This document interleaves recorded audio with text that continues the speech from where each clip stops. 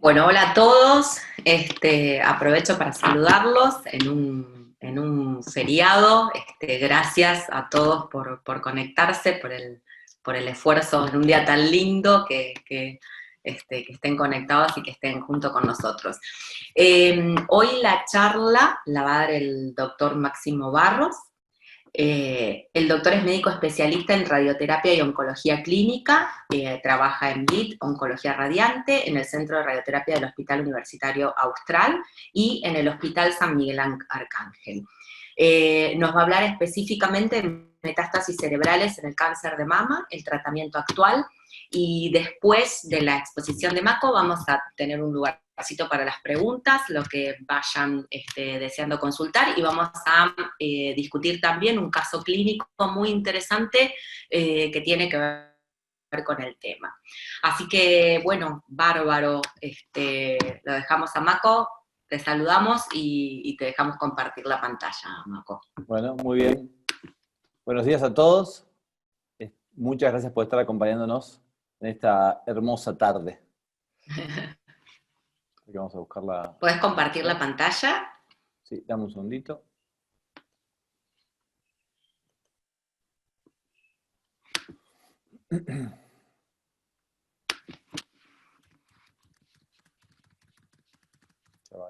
Estaba justo la cerré y se las comparto acá.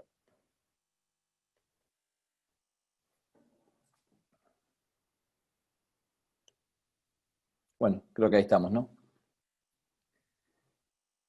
La verdad que es un tema muy interesante y por ahí lo que hoy quiero intentar transmitirles es un poco lo que es nuestra práctica actual, ¿no? Y cómo nos cambió a nosotros en este último tiempo, estos últimos 3, 4 años diría, el manejo total de las metástasis cerebrales, que incluye digamos, aquellas que derivan de un cáncer de mama. Tanto es así que hoy nosotros en nuestro servicio tenemos un comité de metástasis cerebrales y de radiocirugía, donde valoramos todos los pacientes que ingresan al servicio con secundarismo cerebral. Una vez que ingresan, nosotros lo valoramos en un equipo de 4 integrantes y a partir de ahí empezamos a definir cuál es la mejor conducta que consideramos, siempre aparte en conjunto con el médico tratante, con el oncólogo, el cirujano de cabecera. Entonces, entendiendo que tenemos digamos, una población acá diversa de especialidades, vamos a hacer un pequeño resumen de lo que es hoy las metástasis cerebrales en general. Recuerden que son 10 veces más frecuentes que los tumores primarios, ¿sí? Y hasta están presentes en un 40% de las autopsias, las metástasis cerebrales. 5 a 10% se presentan como una primera manifestación del cáncer, 5 a 10% en forma sincrónica y un 80% en forma metacrónica. 20 a 30% son solitarias, 20 a 30% de los pacientes tienen 2 a 3 metástasis y por lo menos un tercio se presentan con 4 o más metástasis cerebrales. El tratamiento habitual incluye la resección quirúrgica, la radiocirugía y la radioterapia holocraniana. Fíjense también que el 13% de los pacientes tienen metástasis sintomáticas, esto de inicio generalmente. El cáncer de pulmón abarca el 50% de las metástasis cerebrales y el cáncer de mama contribuye con un 15% de ellas. El 80% se da en los hemisferios cerebrales, 15% en el cerebelo y 5% en el tronco de encéfalo. La diseminación de esta patología es de forma hematógena, ¿no? Acá tienen un pequeño gráfico de cómo es la derivación del tumor primario hacia el sistema nervioso central, ¿sí? Y hoy fundamentalmente, dirigidos a específicamente estas lesiones que provienen del cáncer de mama, tenemos que saber identificar cuáles son los factores de riesgo que llevan adelante, que tenemos que identificar. Vamos a ver en varias slides cómo lo vamos comparando con el cáncer de pulmón, porque es el más frecuente, ¿sí? Y es una variable siempre para compararlo. Fíjense que en aquellas pacientes con estadios tempranos de cáncer de mama, la posibilidad de desarrollar metástasis cerebrales es casi nula en los pacientes que tienen tumores luminal A y es de un 7.4 en aquellos que son triple negativos. Pero esto aumenta a un 30 o un 50% en los pacientes que ya tienen estadios avanzados de la enfermedad.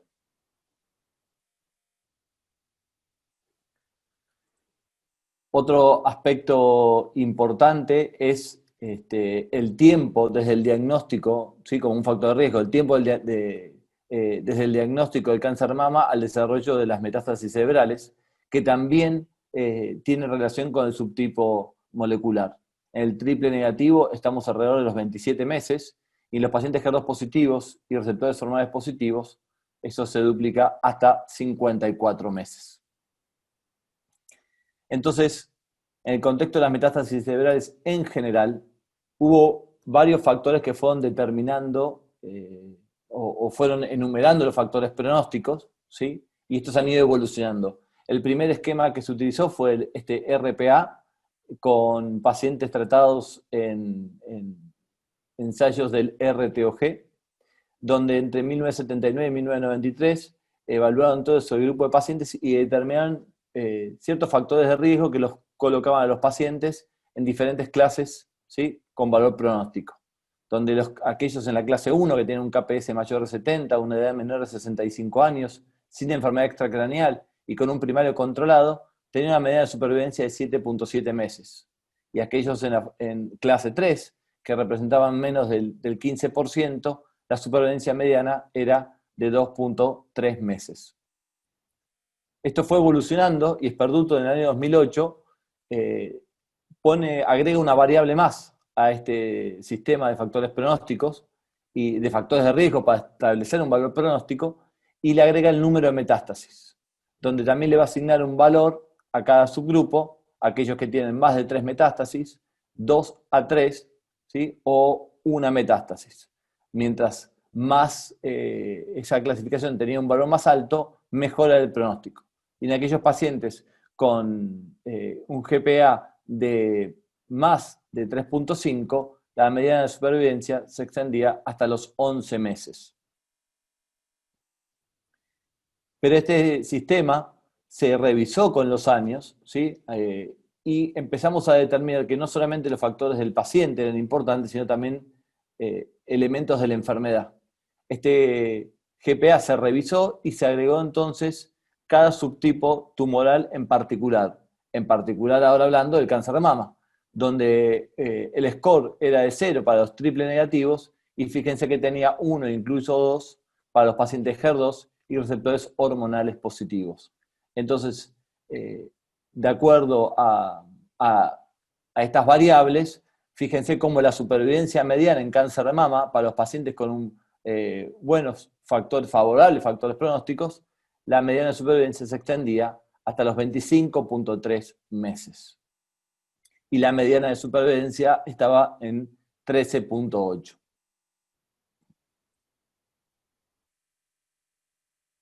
No solamente están los factores moleculares, sino que también hoy el perfil genómico de las metástasis cerebrales está teniendo un gran desarrollo y nos está brindando muchísima información.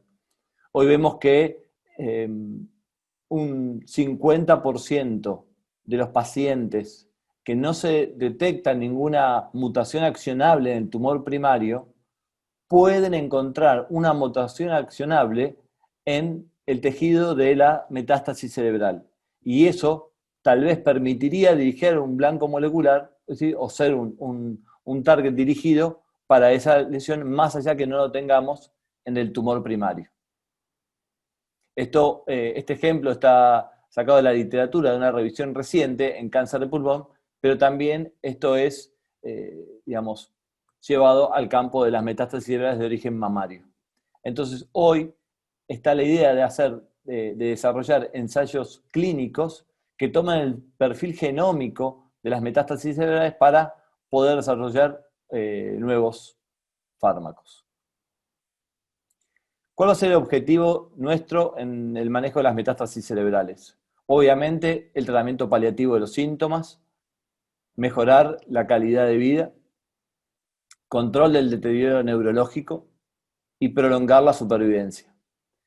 Estos son 4 pilares sobre los cuales basamos qué es lo que vamos a llevar adelante y qué tratamientos vamos a hacer en cada paciente. Y no podemos hablar de los tratamientos de cáncer de mama metastásico sin hablar de la radioterapia holocraniana, de sus siglas en inglés, Whole Brain Radiation Therapy, que es la técnica que más comúnmente se ha utilizado desde hace más de 5 décadas. Fíjese donde siempre ante la radioterapia holocraniana el déficit neurocognitivo era algo que nos preocupaba, ¿sí? Pero también esto produce una regresión de la enfermedad, mayor control, ¿sí? Y si controla la enfermedad, también controla la función cognitiva, ¿no? ¿Qué es más tóxico, si el tratamiento o la misma enfermedad si progresa? Esa fue un poco siempre la discusión que se nos presentaba. Y hoy sigue siendo una recomendación para las carcinomatosis leptomeningias, cuando tenemos innumerables metástasis, ¿sí? Como si fuera una progresión miliar, pacientes de mal pronóstico con criterio paliativo, o si presentan contraindicaciones médicas para otros, como a veces incluso los pacientes claustrofóbicos que no pueden hacer una resonancia magnética. Entonces, el grupo americano de radioterapia estudió varios esquemas de tratamiento, ¿sí? Fíjense que los que más conocemos, el más clásico es de 30 Grays en 10 fracciones, o hoy en tiempos de pandemia, 20 Grays en 5 fracciones también es un esquema muy utilizado. Ninguno mostró diferencias en la medida de supervivencia, ¿sí? Fíjense, la cita de 1998, la mediana era de 15 a 18 semanas, pero esto también es otra característica de las metástasis cerebrales, que el 50% de las muertes sigue siendo de causa neurológica. Entonces lo que nosotros muchas veces con esto queremos hacer es cambiar esa historia natural. 50% obviamente por enfermedad a distancia. Pero ¿por qué no haría entonces radioterapia holocraniana? Bueno, no aporta beneficios de supervivencia. Cada vez más lo vimos recién al evaluar los factores pronósticos, y vimos que la supervivencia va aumentando, entonces el potencial de neurotoxicidad tardío es mayor. Los tratamientos de rescate son efectivos, justamente porque hoy tenemos muy buena definición con las resonancias magnéticas, podemos detectar lesiones milimétricas, ¿sí? Y los tratamientos de rescate, como decíamos recién, que puede ser, por ejemplo, la radiocirugía, muestran grandes beneficios. De cualquier manera, hubo avances en la tecnología de la radioterapia que le siguen, digamos, van como reinventando el rol de la radioterapia holocraniana. Y uno de esos avances es la que nos permite definir o proteger el hipocampo, que se identificó como la estructura neuroanatómica que genera, que está, digamos, en contacto con o maneja la parte cognitiva. Por lo tanto, protegerlo no lleva a un detrimento en el tratamiento y mejora esa función cognitiva. Pero hagamos una muy breve revisión histórica de dónde vienen estas conductas. O sea, no, todo tiene un porqué, y Pache fue uno de los primeros en demostrar el beneficio de la radioterapia, ¿sí? Seguido de la radiocirugía. Él se presentó si era necesario después de una cirugía, que históricamente era el tratamiento estándar en aquellos pacientes que podían ser operables, si la radioterapia aportaba o no un beneficio. Y entonces, en aquellos pacientes con una metástasis cerebral resecada, se randomizaban a control versus holocráneo, ¿sí? Y aquellos pacientes que hicieron radioterapia holocraniano tenían un beneficio, disminución de la muerte neurológica y un aumento en la mediana de supervivencia. Tenían incluso menos recurrencia en el resto del encéfalo versus aquellos pacientes que iban a observación, ¿sí? Mejor control del tumor original, ¿sí? Y mejor distancia, mejor control a la distancia también. O sea, todo iba en beneficio de agregar la radioterapia holocraniana. Por lo tanto, aún en pacientes muy seleccionados, la radioterapia holocraniana aumenta el control de las recaídas regionales y locales, ¿sí? O como está acá, digamos, a la inversa, no hacer la radioterapia aumenta la recaída regional y local de un 26 a un 46%. Este fue un estudio que cambió la práctica clínica, y la cirugía seguida de radioterapia debería ser el estándar de tratamiento. Nivel 1 de evidencia, y esto se mantuvo durante muchísimo tiempo. Mejora la supervivencia, el control local y la independencia funcional. Pero el desarrollo de las imágenes trae consigo el desarrollo y la evolución tecnológica en radioterapia también. Entonces, hubo múltiples plataformas que hoy nos permiten llevar adelante la radiocirugía. Originalmente diseñada con un sistema Gamma Knife que está estrictamente producido para tratar lesiones cerebrales. En la década del 80, el doctor Betty y el ingeniero de Chisque de Argentina desarrollaron una técnica para hacer radiocirugía con acelerador lineal. Y hoy incluso hay otras plataformas como los protones, la tomoterapia o incluso el CyberKnife que nos permiten también hacer radiocirugía. Entonces acá podemos ver la evolución donde tenemos en el gráfico A un tratamiento holocraniano clásico, ¿sí? Con la imagen de la lesión igual identificada, un campo menor reducido a la lesión con tratamientos tridimensionales habitualmente, o lo que hoy llamamos radiocirugía, que puede ser en 1 o 5 fracciones donde focalizamos estrictamente en la lesión y no ya en el resto del cerebro. Entonces, ¿de dónde viene esta evidencia? ¿No? ¿Puede la radiocirugía mejorar el control local de las metástasis cerebrales? Bueno, el RTG 9508 fue un estudio de fase 3 que evaluó pacientes con 1 a 3 metástasis entre el 96 y el 2001 y comparó justamente holocráneo más radiocirugía, más un bus de radiocirugía sobre la lesión versus holocráneo solamente. Y mostró que había una supervivencia, había beneficios en supervivencia en pacientes con metástasis cerebrales solitarias. Si vemos acá la supervivencia global, si tomamos a toda la población no hubo diferencias y este estudio marcó que el beneficio estaba fundamentalmente en pacientes con lesiones únicas. No hubo tampoco diferencias, fíjense, entre el sistema de radiocirugía que uno utilizaba, ya sea Gamma Knife o radiocirugía llevada adelante con un acelerador lineal. Entonces, hubo beneficio en los pacientes con 1 a 3 metástasis menores de 50 años, incluso hubo beneficio en pacientes con cáncer de pulmón también, pero en forma significativa el mayor beneficio se determinó con las metástasis cerebrales únicas.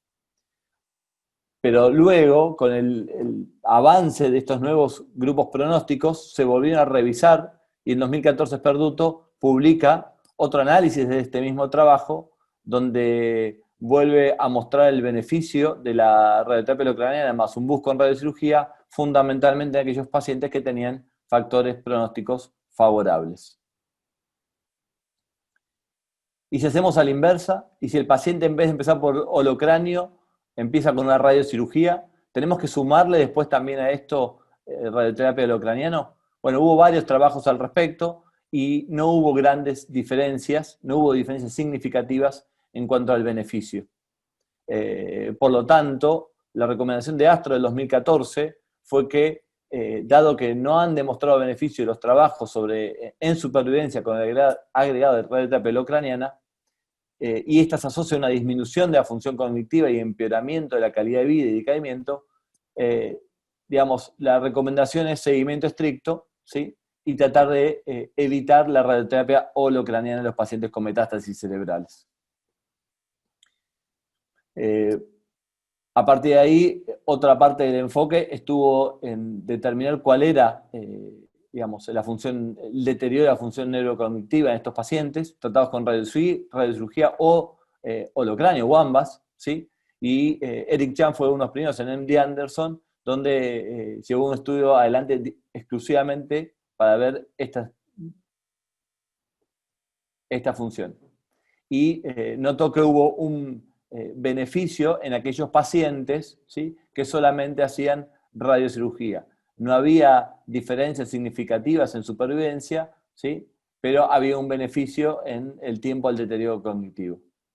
Este fue un grupo pequeño de pacientes, de cualquier manera, pero digamos, es parte de los trabajos que hoy avalan el uso de la radiocirugía.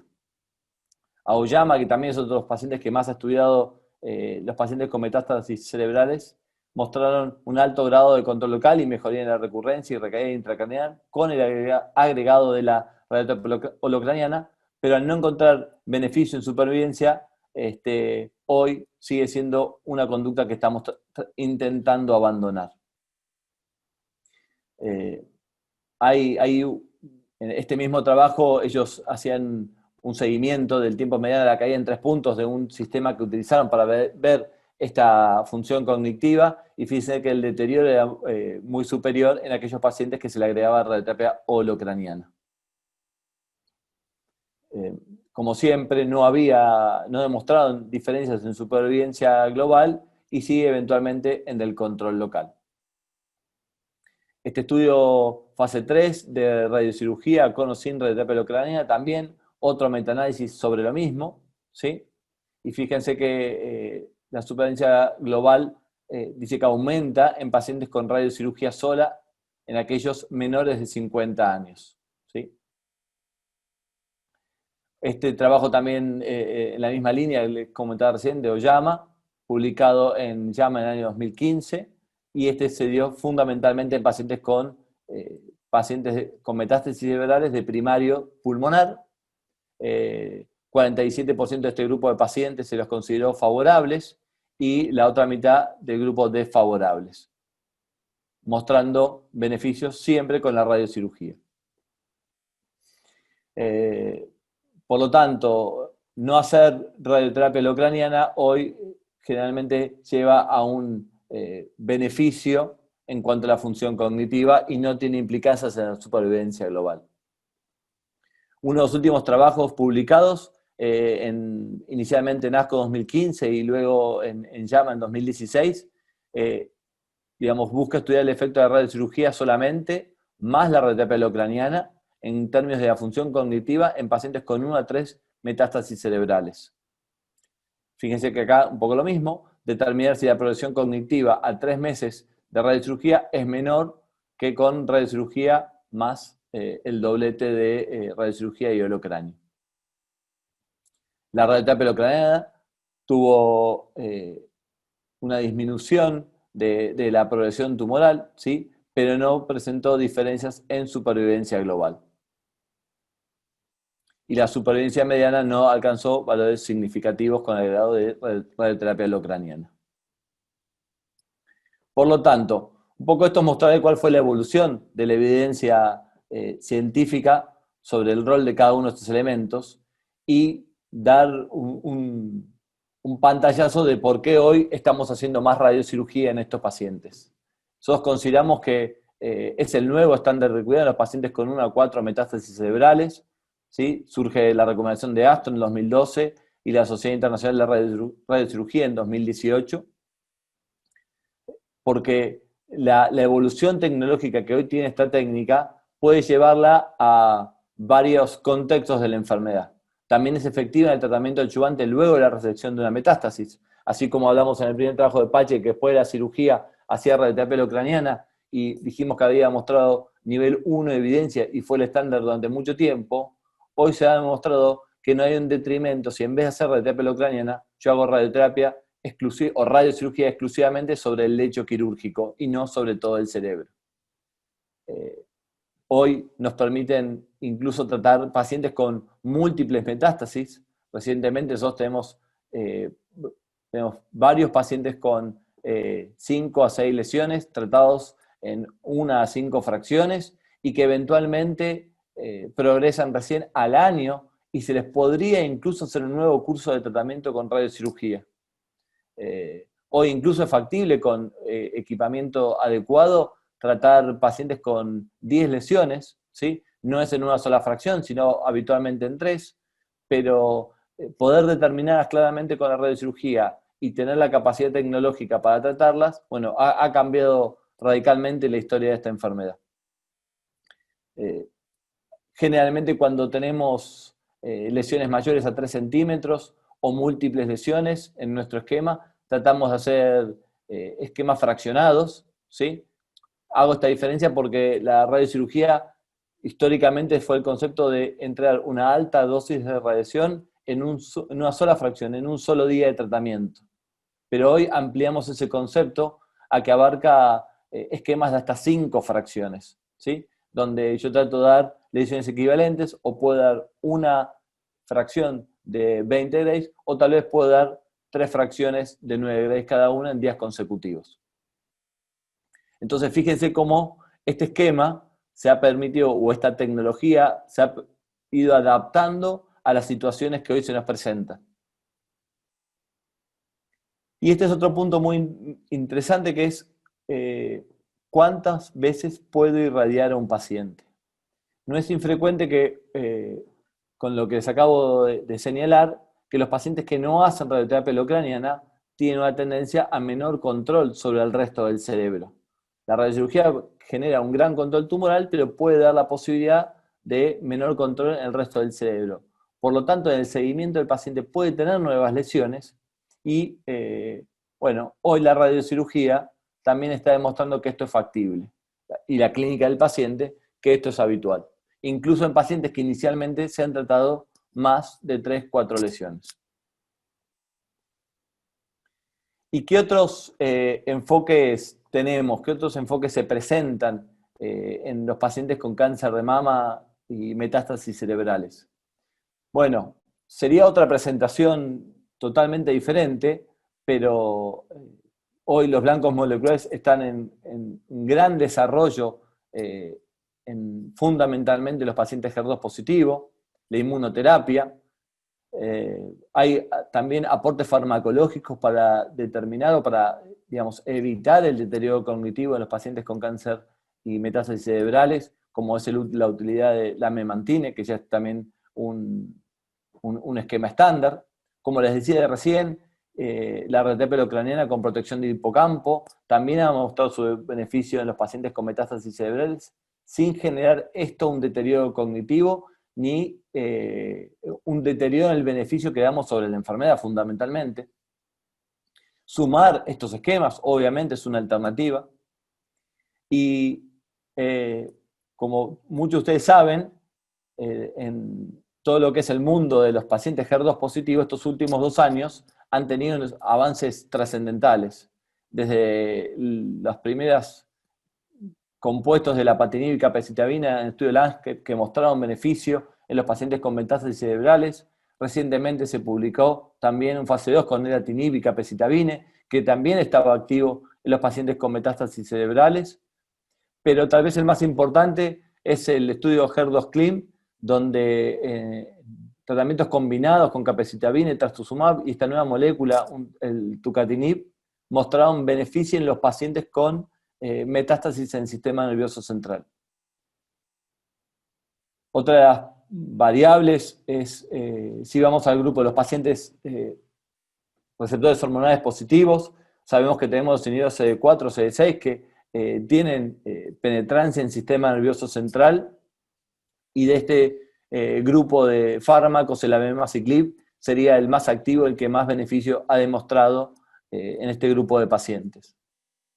También en los pacientes HER2 negativos que tienen mutación germinal BRCA1, BRCA2, hemos visto que hay beneficio con nuevas moléculas en pacientes con metástasis en el sistema nervioso central. Y además, otro aspecto importante, la mayoría de los ensayos clínicos excluía a los pacientes con metástasis cerebrales. En cambio, el estudio en BRCA, que fue el fase 3 que estudió el talazoparib, tenía pacientes con metástasis, permitía el ingreso de pacientes con metástasis cerebrales controladas. Y hubo beneficios en aquellos que las presentaban. Hoy también se están llevando adelante ensayos clínicos con inmunoterapia, con pembro y con nivo fundamentalmente, más el agregado de radiocirugía. Hay una gran línea de estudios sobre el rol que cumple la radiocirugía para aumentar el efecto de la inmunoterapia sobre la enfermedad, tanto desde el efecto abscopal, que es ese efecto que se da en un sitio no tratado directamente, como para mejorar también en el sitio propiamente dicho. Entonces, digamos, ¿qué mensajes hoy tenemos del cáncer de mama que tanto ha evolucionado y el manejo de las metástasis cerebrales? Bueno, claramente tenemos que considerar los criterios pronósticos del paciente y de la enfermedad, así como el perfil molecular.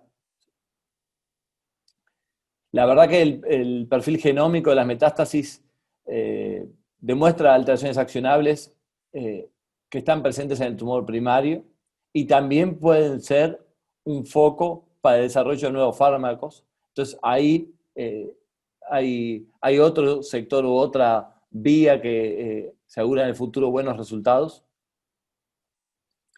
La verdad que la evolución de la radioterapia nos ha permitido algunas variables como la protección del hipocampo, que puede mitigar el deterioro neurológico. Esto es realmente muy favorable para los pacientes, pero hoy consideramos que la radiocirugía es el tratamiento primario.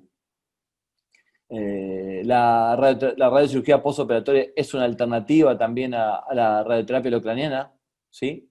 Y creo que el desarrollo ahora de terapias blanco y la inmunoterapia directamente ha transformado el manejo de estos pacientes y me parece que es donde más novedades vamos a tener en los próximos años.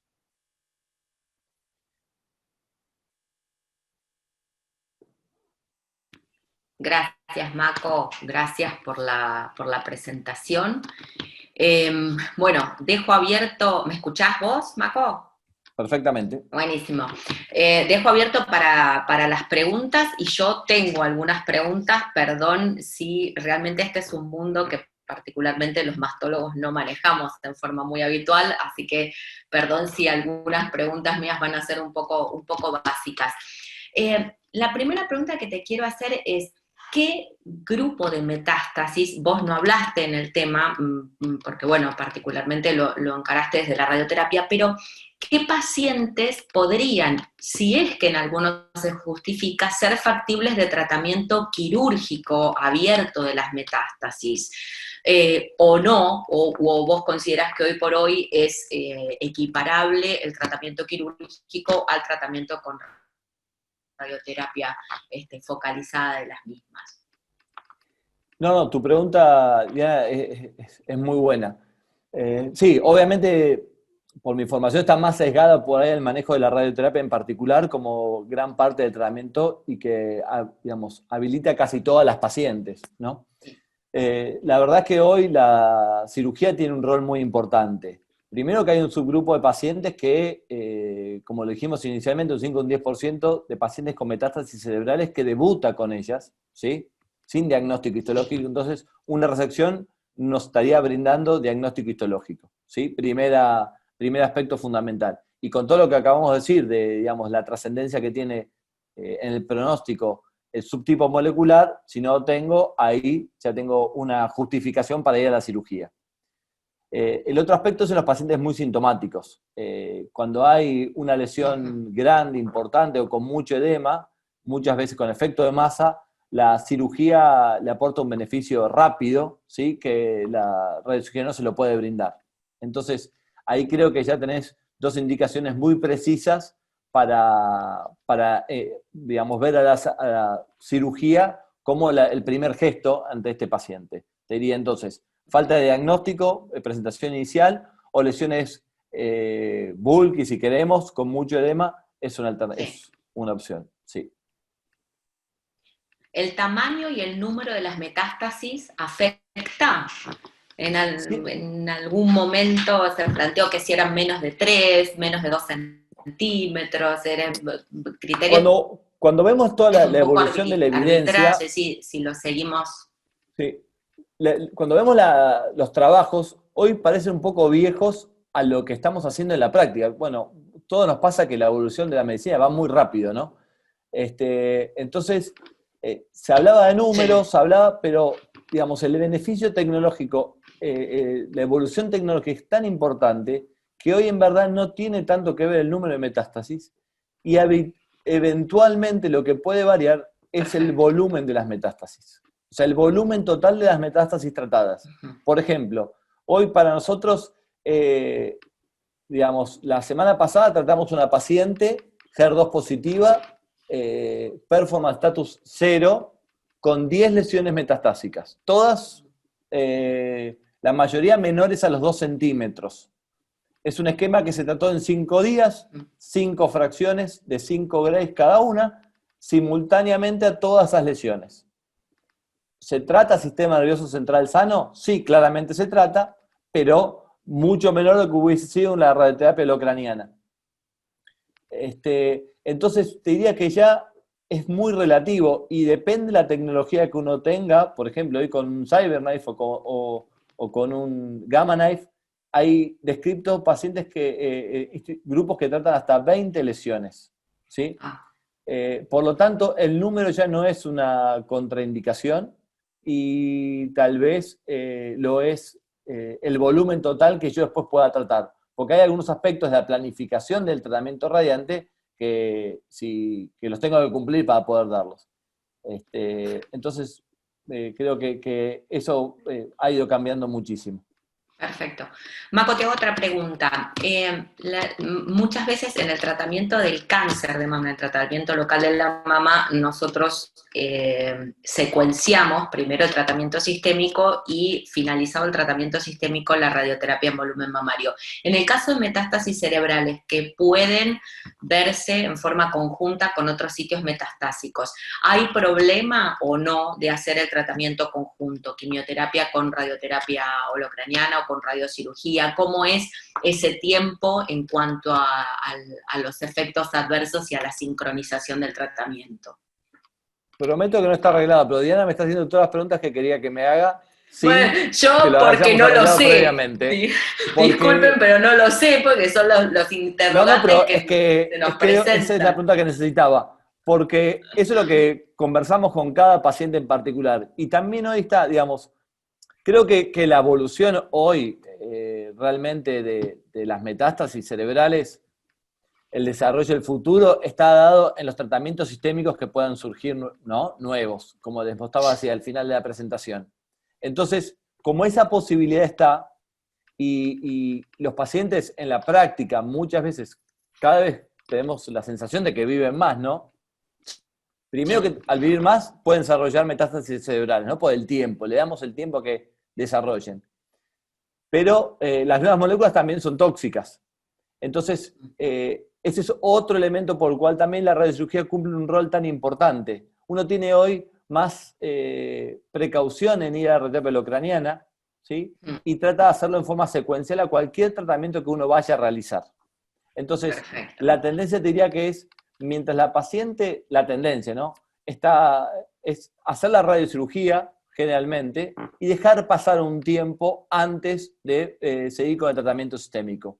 Con la Perfecto. quimioterapia en sí no hay grandes contraindicaciones, con la quimioterapia clásica, si el paciente estuviera en esa condición, pero con las nuevas moléculas por ahí, con los inhibidores de tirosinquinasa y demás, hay más riesgo de radionecrosis, que es un efecto adverso que se puede dar tardíamente. Entonces, Sí. la idea es dar un tratamiento secuencial y no conjunto. Con la inmunoterapia no hay grandes dificultades en general también, pero es algo que siempre conversamos en cada paciente en particular. Perfecto. Maco, dos preguntitas más cortas y pasamos para no retrasarnos mucho al caso de Connie que también tiene que ver con el tema. La primera es, vos hablaste de un 7,4% que se presenta en pacientes metástasis cerebrales en triple negativos. Eh, ¿Cuál es, si me podés decir, el síntoma más frecuente con el que debutan esas pacientes o aquellos síntomas clínicos a los cuales tenemos que estar, digamos, atentos? Me ha pasado particularmente en pacientes detectar rápidamente la presencia de una metástasis cerebral y en otra paciente que particularmente vino con un foco motor ocular, que estuvo, te diría, hasta meses haciéndose estudios hasta que se identificó la misma. Entonces, un poco eso nos compete a nosotros.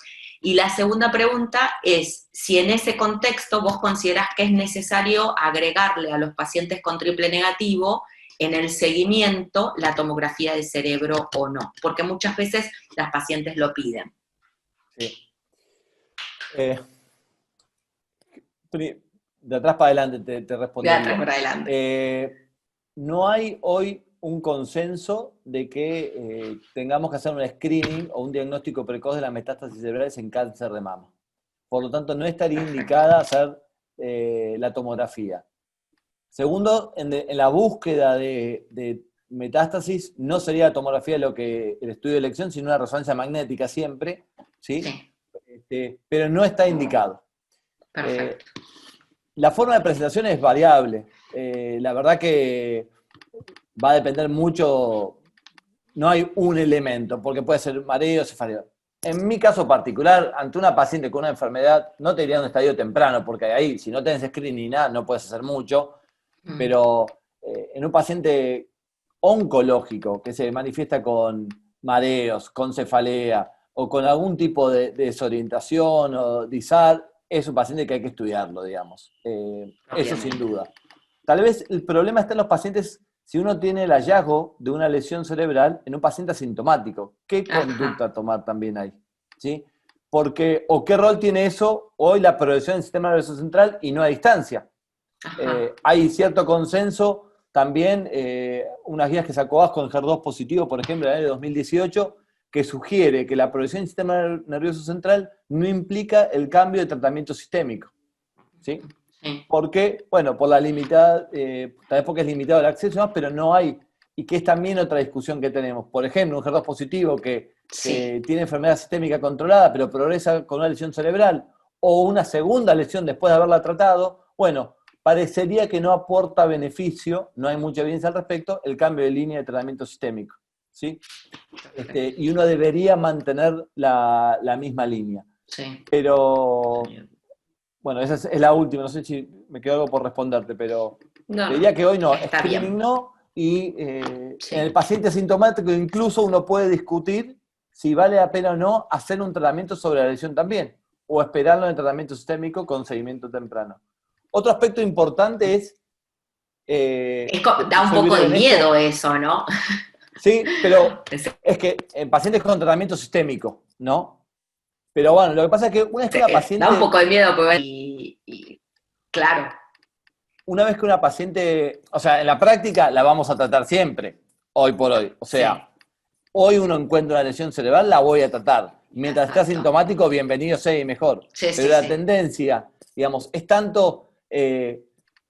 digamos, el enfoque que están poniendo al tratamiento sistémico, como ocurre en pulmón también, que hay una gran tendencia a tratar de esperar a esos pacientes, que bueno, que en la medida que tengamos evidencia que hay respuesta con ese tratamiento sistémico a la metástasis cerebral, uno incluso podría estar esperándola. Hoy en la práctica aparece una lesión milimétrica y la vamos a tratar. Y la vamos a tratar. Está clarísimo. ¿Sí? Y por eso también de ahí la tratamos casi siempre con radiocirugía.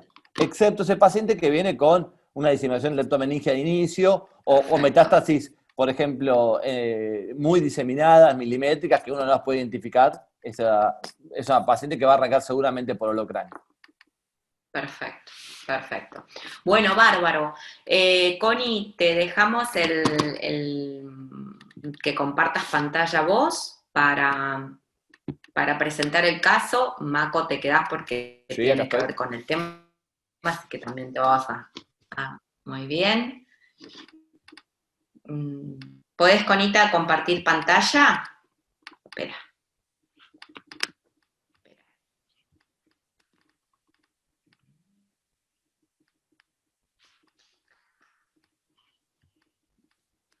Espérate que lo tiene que hacer Nacho, me parece.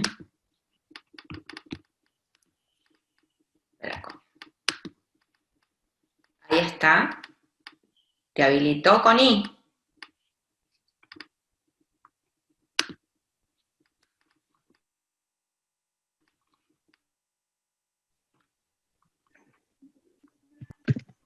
Ahí estás. ¿Se escucha? Sí, perfecto.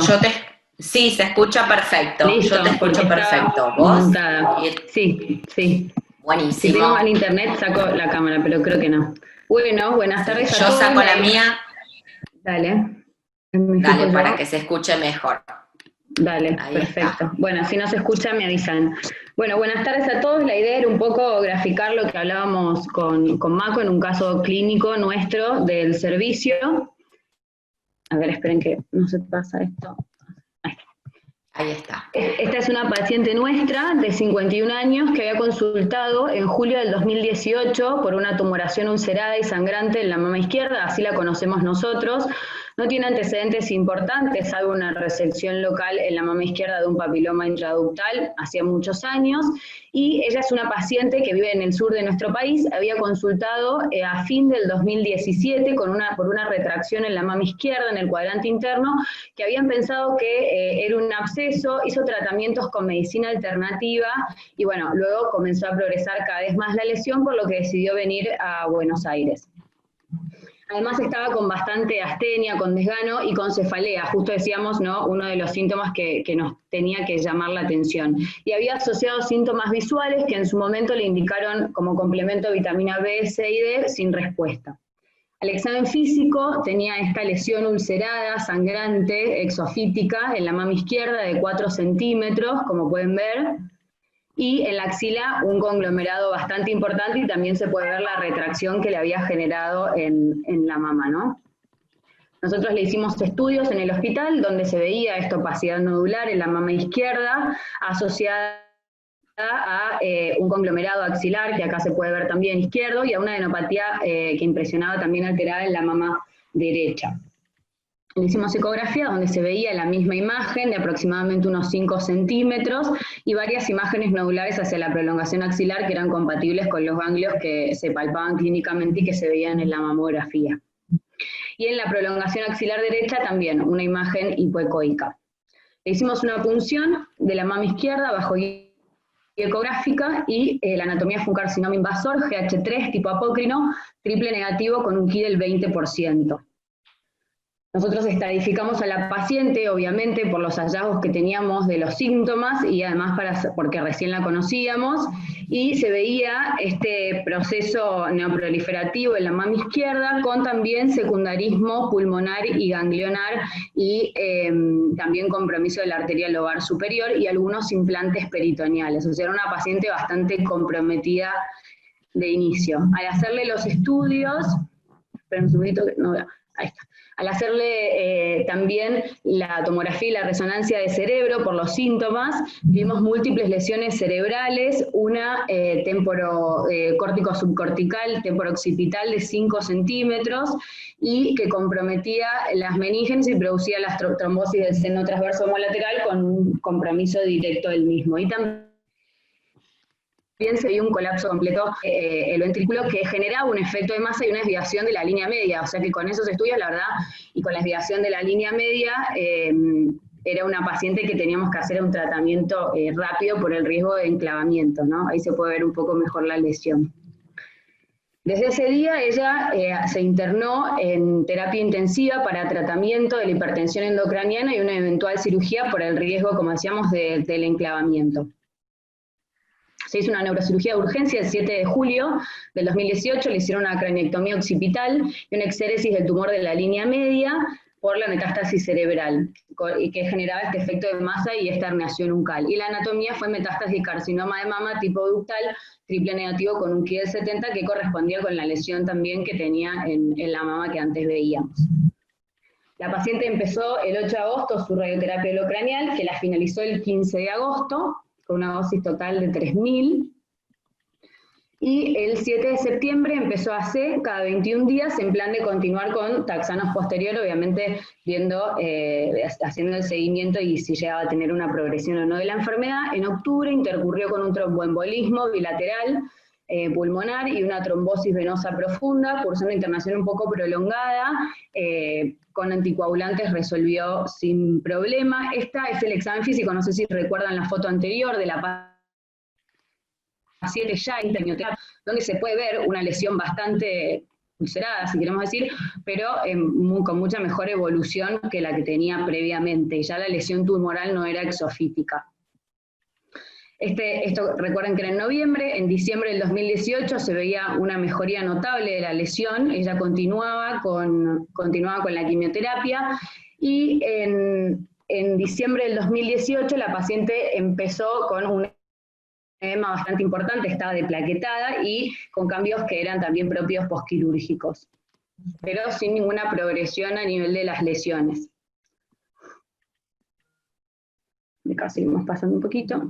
Este es todo el edema, ¿no?, que se veía posterior. Se hizo otra tomografía en diciembre donde se veía una reducción de los implantes peritoneales en el aumento mayor y en el lóbulo hepático izquierdo, y a nivel centroabdominal también se veía una lesión de 27 milímetros para periodo de que la paciente estaba respondiendo y sin progresión a nivel cerebral. En febrero del 2019 hizo 6 ciclos de AC e intercurrió con una progresión a nivel local y con estos nódulos subdérmicos perilesionales que antes no los tenía.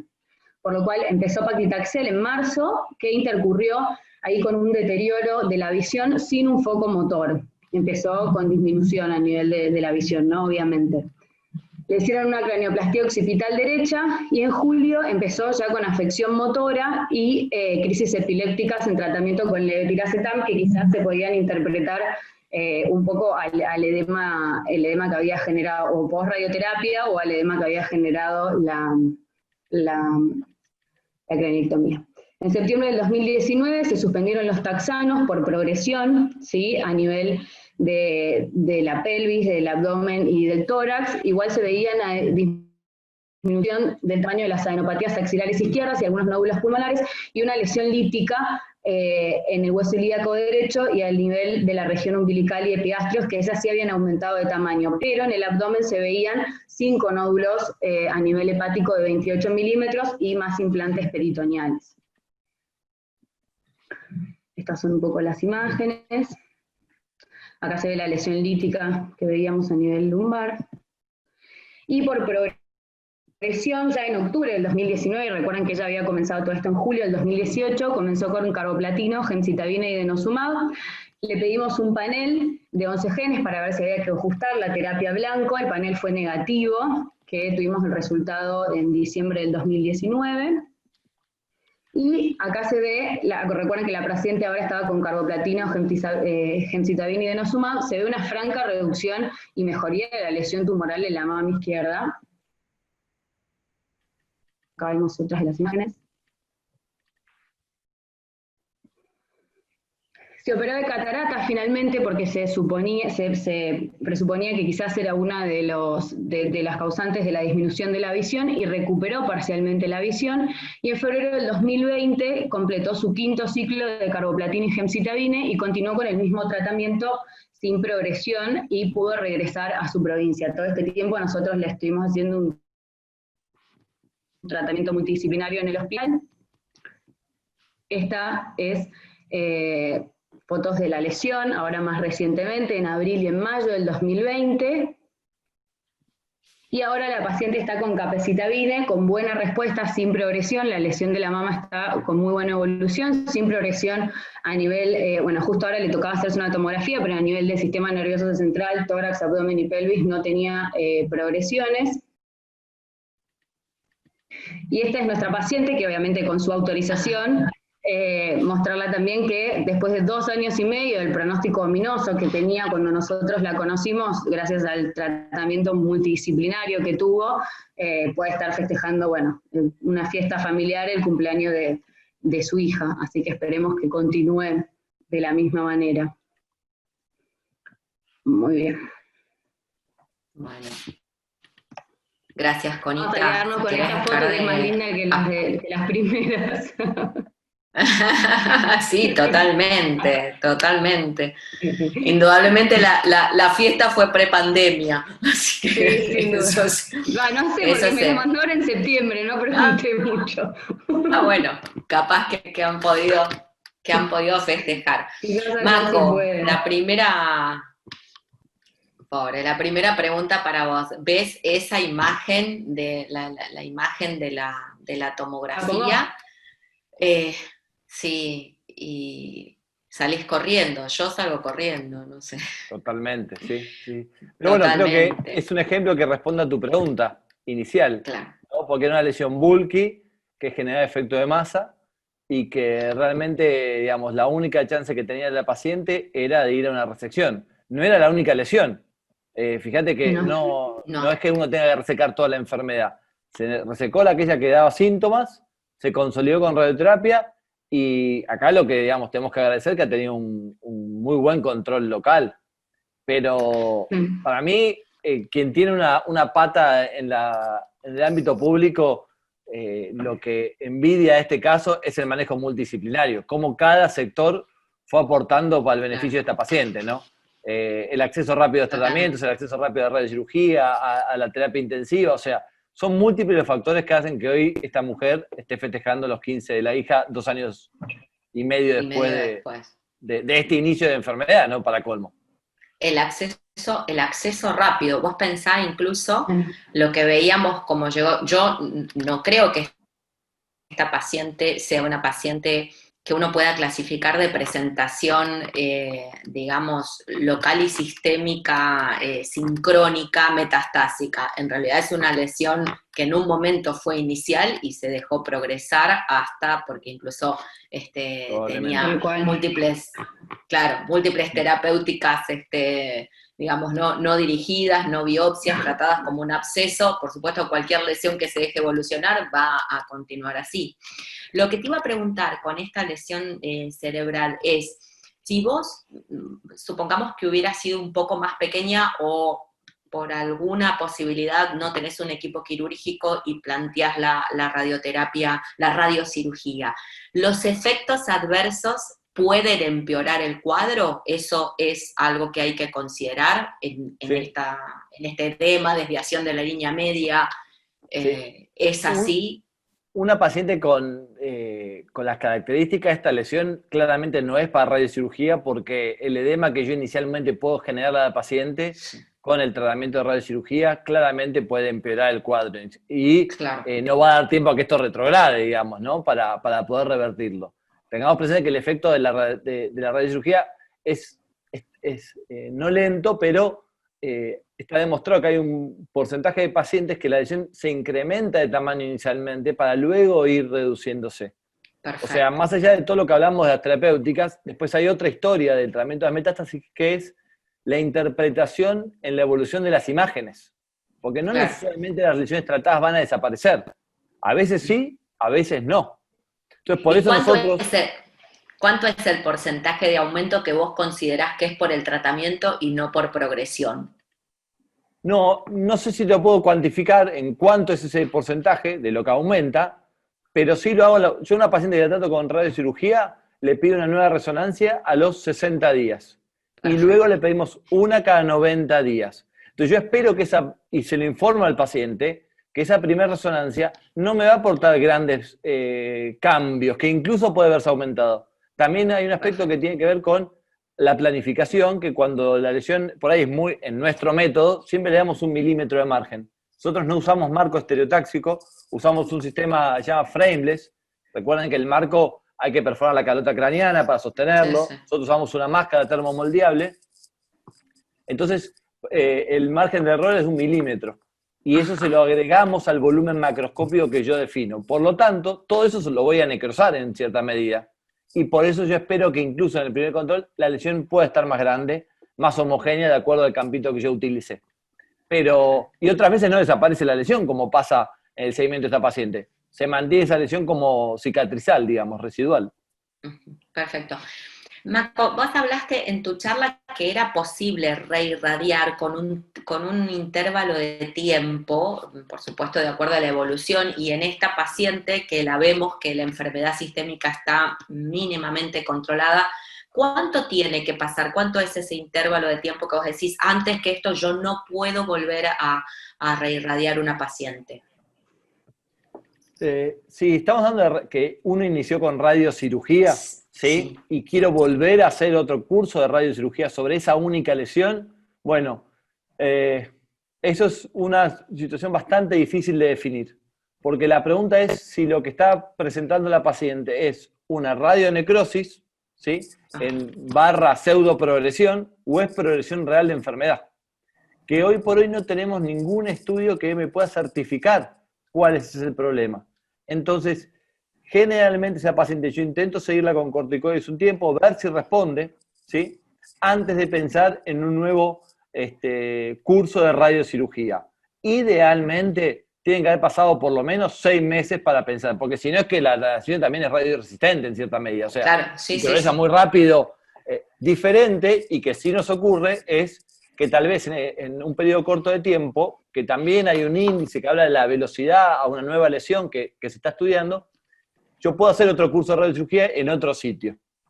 Muchas veces nos viene un paciente para una radiocirugía en el lecho quirúrgico de una paciente operada recientemente de una metástasis cerebral, y tal vez al momento de la resonancia magnética que utilizamos para definir el volumen, te aparecen nuevas lesiones. ¿Sí? Entonces, uno trata el lecho y esa nueva lesión. Esto depende qué acceso tenga la paciente, a qué nivel de imágenes pueda acceder la paciente inicialmente. Cuando uno le hace una buena resonancia a la planificación de radiocirugía, no es infrecuente encontrar nuevas lesiones. Perfecto, perfecto. Bueno, no sé si tienen alguna pregunta. La verdad es que es un caso súper interesante. Como decía Mako, el éxito en estas pacientes es poder luchar contra las trabas del sistema y ofrecerle una atención multidisciplinaria, que realmente es una de las limitaciones que tenemos a veces en todos los ámbitos. Bueno, creo que estamos en tiempo. Si no tenemos más preguntas, yo te agradezco, Mako. Realmente, vuelvo a decir, no es un área que manejemos en forma habitual. Son pocas las pacientes que nosotros vemos como mastólogos, pero realmente cuando se presentan, urge resolverlas, son complejas, necesitamos algunas cosas de conocimiento básico y siempre charlar con todos los integrantes del equipo. Así que bueno, te agradezco muchísimo la presentación, Connie también por la presentación del caso, y a todos los dejo disfrutar del feriado en familia y nos vemos la semana que viene. Muchas gracias. Gracias. Saludos a todos. Gracias. Gracias.